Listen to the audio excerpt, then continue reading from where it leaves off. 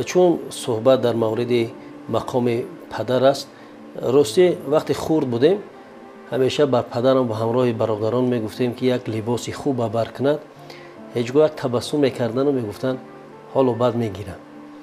وقتی چون خود پدر شدیم بعدا فهمیدیم که چرا پدر برای خود لباسی نو نمیخریدن. یعنی بزرگی پدر نیست، فکر میکنم در همین است. بله، خدا رحمت کند. پدرم میگفت که هر وقت زنگ میزدم که چه حال داری، میگفت خوب هستم. یگم کمبودی هست؟ نه.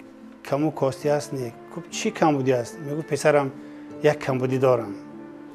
شوق ذوق در دل میاد که همه کار پارتیم کمبودی پدر برآورده کنم. خدا رحمتش کنه. میگفت پسرم یک کمبودی هم دیدار روی شما است، دیگه چیز دیگر ما کمبودی نداریم.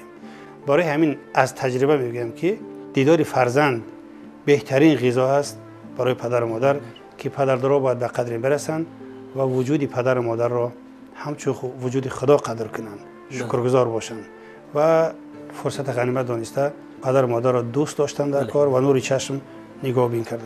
اصول قرآنی است با ما شما تعلیم میدهد که نسبت به پدر و مادر در کدام مراحل عمر که نباشد همیشه شکرگزار و نکوکار و احسانکار باشید.